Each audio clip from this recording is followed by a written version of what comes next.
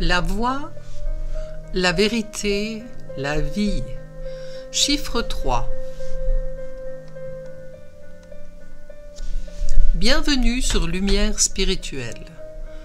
Je m'appelle Charlotte Lesturgie et dans ce podcast, je ne vais pas me lancer dans une analyse numérologique du chiffre 3. Cela couvrirait sans aucun doute l'entier de la création, non pas uniquement visible, mais également subtile, énergétique. Je vais plutôt en explorer l'origine, ou la patte reconnaissable du grand créateur en toutes choses.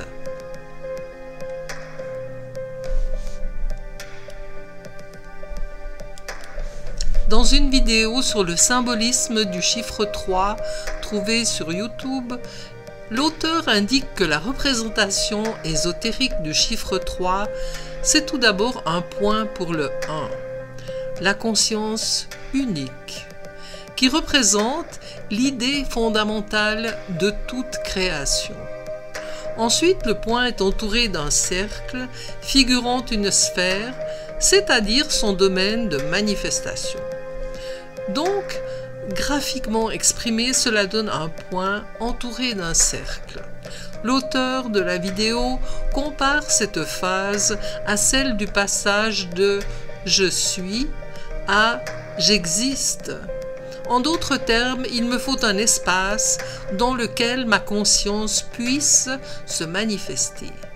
Ensuite, le chiffre 2 est une image réfléchie du chiffre 1, créant ainsi une deuxième sphère imbriquée dans la première et dont le bord externe passe par le noyau de la première, donc étant reliées l'une à l'autre par le noyau. Au milieu des deux, il y a l'espace de l'intersection qui représente le chiffre 3, ou la progéniture des deux premiers, en d'autres termes la concrétisation de l'acte ou manifestation du fiat créateur. Dans la littérature spirituelle, il est question à ce sujet de la personnalité sublime dans le microcosme, celle-là même qui a été perdue lors de la chute de l'humanité originelle. Dans mon précédent podcast, je disais que l'ère du Verseau est celle de la récolte des âmes mûres pour retourner vers la maison du Père, ou autrement dit, vers le plan divin, en créant à plusieurs microcosmes un nouveau ciel et une nouvelle terre. Donc, une sorte d'incubateur pour nous transformer et nous élever vers la condition divine et, avec l'aide du Christ revenu sur les nuées, de rétablir la complète ordonnance du chiffre 3. Dans l'accélération actuelle de l'ère du Verseau et les turbulences des grands changements sociétaux, le temps est peut-être venu de se demander vers quoi ceux qui feront partie de cette nouvelle moisson iront. S'agit-il d'aller vers celui dont on ne prononce pas le nom, comme l'appelle l'Écriture sainte? Et ce n'est nullement censé être une interdiction, non, plutôt une impossibilité, car prononcer le nom veut justement dire appeler à la vie. Et comme le monde a été créé, nous sommes donc les créatures, et le grand créateur nous a créés comme toute sa création, vu que dans le plan divin, le temps n'existe pas. Il s'agit là d'adapter notre imagination à un monde qui va nous sembler hautement totalitaire, car l'acte créateur doit être prononcé une fois pour toutes, et aussi sans cesse, et non pas à un moment donné, puis disparaître, comme dans le monde matériel que nous connaissons. Pourtant, a fortiori, on peut également considérer que les éléments mentionnés font partie d'un monde parfait, et comme le monde dans lequel nous vivons ne peut l'être, ces éléments nous sont inconnus, et nous pourrions facilement les considérer comme totalitaires et hostiles. Mais ce n'est nullement le cas, puisque l'humanité de l'origine a été libre de se perdre. Donc, Selon la logique, c'est cette conscience universelle, créatrice, qui prononce le nom, et cet acte de création se passe en 3 phases. De là, le chiffre 3. Et de là également émane le grand symbolisme de la Trinité divine. On trouve cette référence déjà dans le brahmanisme, qui est à l'origine de notre foi occidentale. Cependant, ne tombons pas dans l'erreur si commune d'anthropomorphiser ces états de la conscience universelle. Voyons-les tels des champs de nature électrique conscients, avec certaines particularités que l'on peut aussi trouver en soi, à savoir: l'idée fondamentale est émise mentalement par la partie frontale du cerveau, le néocortex, et néo veut dire nouveau, car c'est le dernier né de l'évolution cérébrale. Et voilà, c'est lui, le père de la réalisation future. Cette première ébauche est soumise à l'appréciation du cœur, ou la mère de la réalisation future, qui évalue la viabilité de l'idée et projette, ou non, le désir qui est la force permettant la réalisation. Ensuite, si le projet passe avec succès les 2 premières phases, c'est la grande usine qui se trouve dans notre abdomen qui va s'ouvrir, et l'idée fondamentale du cerveau va enclencher la réalisation finale par la voie des glandes hormonales et créer le fils. Cette comparaison qui nous décrit tel un univers à nous tout seuls, où nous sommes également le chiffre 3, et où notre réalité se réduit à ce que nous comprenons et à ce que nous désirons, raison pour laquelle le bouddhisme affirme que seule la conscience, qu'elle soit mentale ou émotionnelle, est réelle dans notre monde, et que le reste est juste un décor sans consistance. J'ai parlé plus haut d'un univers totalitaire, sous-entendant que dans un univers où le temps n'existe pas, le Créateur crée sans cesse chaque chose pour que tout puisse continuer à exister. C'est un univers qui peut vous paraître très instable. Or, justement, c'est tout le contraire. Il n'est instable que si on le place dans le temps, où existe la valeur qui doit être maintenue, et aussi l'usure qu'elle engendre, car la fatigue ou l'usure n'est possible que si le temps passe. Par exemple, notre univers est mis en mouvement par la séparation des 2 forces fondamentales qui alternativement se repoussent et s'attirent. C'est la création du mouvement et du temps. Ces 2 forces ne doivent pas être séparées, car il s'agit de la loi d'amour universelle. Ce qui donne la conclusion logique que dans un univers où le temps n'existe pas, une création universelle est, une fois pour toutes. Il est clair qu'en l'état d'homme temporel, issu d'une longue évolution dans la matière, il ne nous est pas possible de comprendre vraiment ce que signifie l'expression de monde divin ou monde parfait vers lequel nous sommes censés aller, raison pour laquelle il nous faut changer radicalement ce que nous sommes.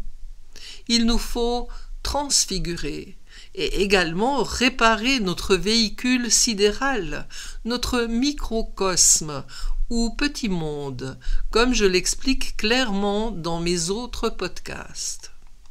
Plan divin ou monde divin, bien sûr, nous pensons ou nous imaginons tout de suite un lieu. Dans l'évangile de Jean, Jésus dit à Pilate: « Mon royaume n'est pas de ce monde. » Et dans l'évangile de Luc, « Car voici, le royaume de Dieu est au milieu de vous. » Fin de citation. Il est clair que puisque nous vivons dans une sphère d'espace et de temps, automatiquement nous plaçons les éléments, même ceux de nos pensées, de nos réflexions, dans un espace et dans un temps. Or, l'évolution de la pensée a créé l'étude de l'invisible et la science des mécanismes psychologiques. Mais malgré cela, lorsque nous entendons ou lisons la parole du Christ quant au royaume divin, l'homme mystique, par exemple, imaginera le royaume divin comme un espace plus diaphane, fait de vibrations plus hautes, et que peut-être, allez savoir, ses habitants descendront parmi nous, munis de vaisseaux intersidéraux ou à l'aide de leurs ailes transdimensionnelles, pour nous sauver et nous ramener chez nous. Par exemple, je ne dis pas que tout est faux dans ce genre de projection mentale. Néanmoins, il s'agit toujours de se déplacer d'un point à un autre et d'utiliser pour cela un certain temps. À bien y réfléchir, la parole du Christ, énoncée dans l'Évangile de Luc, explique également la raison fondamentale pour laquelle l'humanité est placée dans un univers soumis à la loi du temps. Le fait que le royaume divin soit immuable au centre de nous et que les circonvolutions du temps se passent autour de cet axe constitue une grande potentialité. Car si nous étions placés dans une réalité où le temps n'existe pas, la situation donnée serait inamovible, elle serait tout simplement à tout jamais pareille à elle-même. Or, il est crucial que nous évoluions et que nous changions, car l'état d'homme temporel soumis à la mort n'est pas celui qui nous convient. Afin de créer une possibilité de transformation, car nous sommes issus d'une humanité chutée, il fallait que les choses bougent, et non pas pour arriver quelque part, mais dans cette course du temps qui semble être linéaire, le temps se déplace plutôt autour d'un centre, comme la roue tourne autour du moyeu, qui lui reste immobile. Ainsi, le monde matériel respecterait quand même la loi immuable de la création, mais cela permettrait en plus, selon certains cycles, des changements de la conscience humaine, selon l'évolution de son intelligence, captée et mémorisée dans les annales akashiques et encodée dans l'ADN, permettant ainsi l'évolution de la conscience d'une nouvelle forme de vie humaine censée venir au secours des microcosmes tombés. Voilà pourquoi le bouddhisme ainsi que la science quantique avancent le fait que l'univers matériel n'a aucune réalité, car les changements ne sont que dans la forme. Le fond reste inchangé, tout en nous donnant une possibilité d'évolution.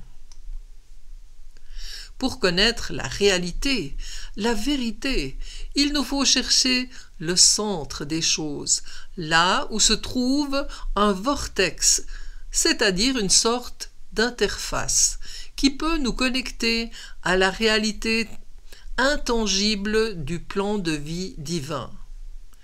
Et bien sûr, il faut découvrir tout d'abord notre centre personnel. Où peut-il bien se trouver ?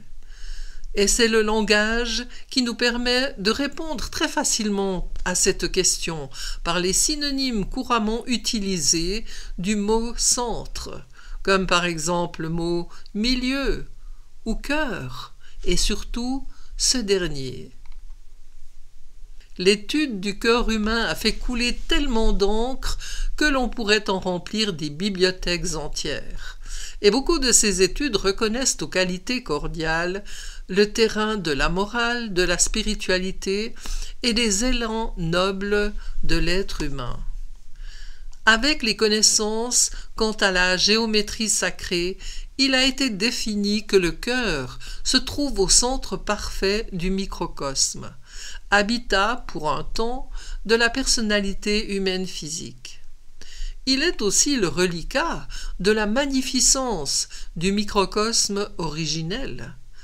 Jan van Reichenborg l'appelle « l'atome étincelle d'esprit ».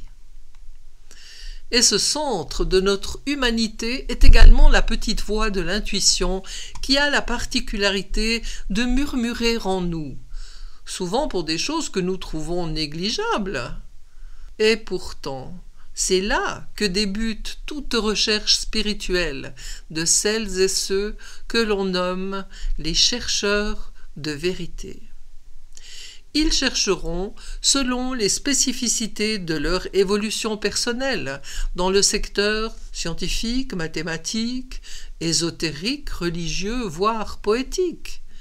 Mais quel que soit le secteur choisi, ils en arriveront toujours au chiffre 3 et à sa conception fondamentale qui résume l'univers visible et invisible. Et puis, après avoir contemplé la pleine magnificence et le rayonnement puissant du chiffre 3, ils détourneront leur regard et reviendront sur eux-mêmes, leur vie, leurs attentes, leurs réalisations, et toutes les choses autour d'eux qui ne sont que du vent, et ils se demanderont comment ils vont faire pour donner vie à cette idéation fantastique, à l'image de la création en 3 phases. J'ai regardé dernièrement la vidéo d'un jeune homme qui aime redonner vie à des vieilles carcasses de voitures abandonnées. C'est un dada qui passionne de nombreux jeunes gens dotés de bonnes connaissances en mécanique. Car dans un premier temps, il s'agit de savoir faire un rapide diagnostic de l'épave pour voir si elle est récupérable. Deuxièmement, un nettoyage de la carlingue et du moteur s'impose afin d'inspecter tous les éléments susceptibles d'être abîmés ou manquants. Je ne sais pas pourquoi, mais en parfaite béotienne de la question mécanique, je m'imaginais qu'il faudrait démonter le moteur, puis le remonter, ou quelque chose du genre. Quelle ne fut pas ma surprise lorsque sans autre le jeune homme s'assit au volant et tenta de démarrer le moteur. Voyez-vous où je veux en venir avec cet exemple? Bien sûr, la fonction d'un moteur est de créer une force motrice. C'est là son usage, sa destinée. Ainsi, pour comprendre la destinée humaine dans la matérialité, il faut connaître son usage. Se demander à quoi est-elle bonne? Pourquoi vivons-nous dans le temps, pour une durée limitée de quelques 70 ans? Pourquoi notre corps est-il animal, alors que l'homme moderne est incapable de s'intégrer harmonieusement dans l'écosystème naturel? Ce sont certaines des grandes questions que tout être humain doit se poser pour pouvoir démarrer le moteur, si vous me permettez l'analogie. Le microcosme auquel nous sommes reliés est comme une épave abandonnée, témoignant de la magnificence d'un autre temps. Même en l'évaluant et en rêvassant de lui donner le brillant de sa grande époque, dès le départ, il faut essayer de collaborer. Il faut tourner la clé et écouter le moteur. Écouter son rythme et ses trépidations. Une intelligence férue de mécanique automobile doit pouvoir se faire une image nette et détaillée du moteur et de son fonctionnement, pour comprendre à l'oreille ce qui marche correctement et ce qui est à réviser. Il faut un acte concret, un premier pas sur le chemin, et seule une personnalité humaine évoluée est à même de le faire. Il faut du savoir et du désir. Sur un tout autre plan, avez-vous déjà remarqué combien la vision de l'intérieur d'un corps humain est absolument repoussante et terrifiante? Pourquoi cela? On vit pourtant dedans. Mais imaginez que l'on porte en soi des kilos de bactéries vivantes et se voit en tant que grande poche pleine de liquide tiède, et pourtant parfaitement répugnant. Si au contraire, on analyse son corps physique avec discernement, on se rend compte qu'il s'agit d'un assemblage extrêmement complexe et intelligent, que l'on attribue généralement à la nature, donc à une finalité hasardeuse de l'évolution. Si on suit cette logique, le corps de l'homme moderne devrait alors être d'une finition et d'un achèvement plus grand, puisqu'il a profité de nombreux siècles d'évolution. Mais ce n'est pas le cas. C'est le cerveau qui a évolué et le corps physique a plutôt involué. Donc, en conclusion, le corps physique semble n'être qu'un assemblage complexe permettant l'évolution de la pensée humaine. Mais j'ai parlé plus avant du savoir et du désir.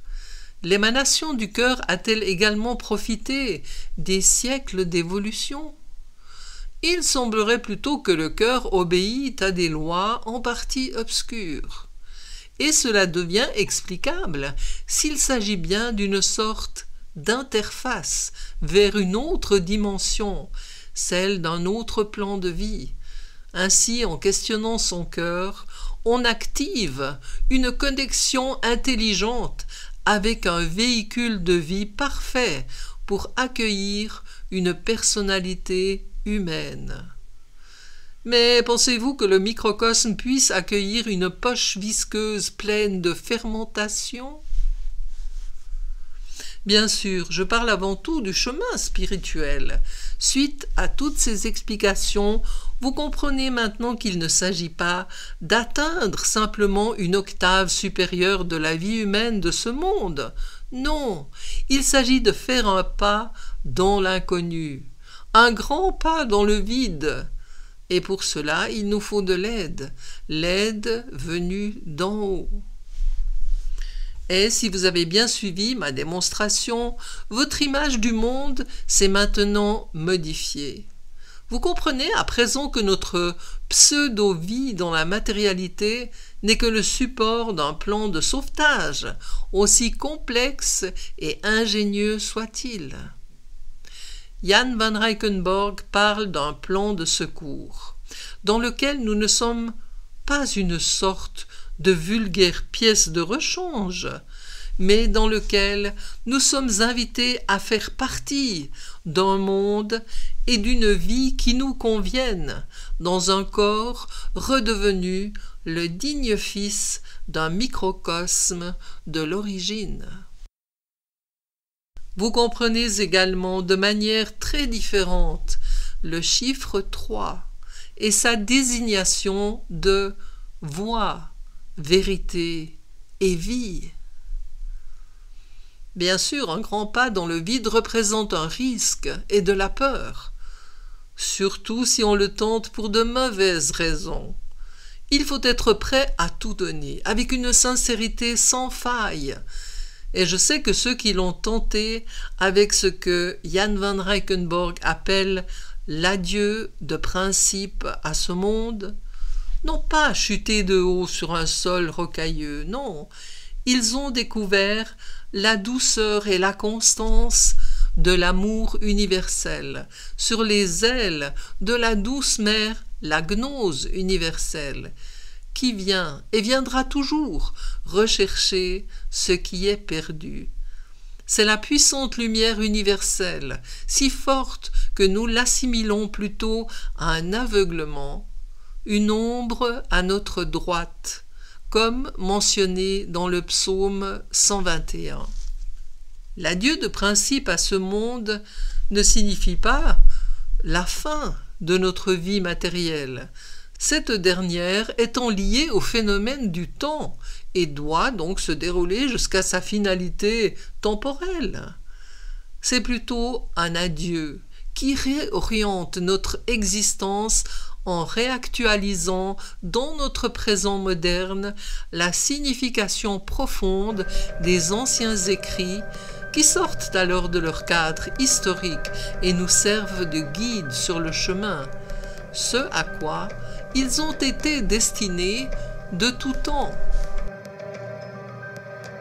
Je vous souhaite sincèrement de trouver cette voie ascendante. Et pour finir ce podcast, j'aimerais y ajouter certaines considérations personnelles. J'ai eu pas mal de difficultés à écrire ce podcast, alors que jusqu'ici c'était toujours une tâche qui m'était facile. Je crois que l'influence de la planète Pluton, entrée dans le signe du Verseau depuis peu, nous enjoint à explorer les recoins les plus obscurs de notre psychisme, pour y liquider tout miasme hérité de la longue évolution humaine. Je crois que c'est un travail que j'ai dû faire tout en rédigeant ce texte. Ouf, je pense que le plus gros est fait. Et ne soyez pas surpris si l'époque présente, avec sa configuration astrale, vous met devant des défis similaires. Beaucoup de mystiques et de prophètes ont visualisé le profond puits dans lequel gît l'humanité. À nous de saisir les opportunités qui se présentent pour en sortir. D'autre part, vu le succès rencontré par mes publications de podcasts durant ces dernières années sur le thème « Lumière spirituelle », je pense évoluer bientôt vers la version vidéo. Cela se fera sans doute dans le courant de cet été. Mais le site de Lumière spirituelle sur SoundCloud restera tel quel jusqu'en fin janvier prochain. Je m'appelle Charlotte Lesturgie. Merci de votre écoute. Je vous rappelle que la musique originale de ce podcast a été composée par Pierre-Emmanuel Bell et je vous dis à bientôt dans une nouvelle production de Lumière spirituelle. Au revoir.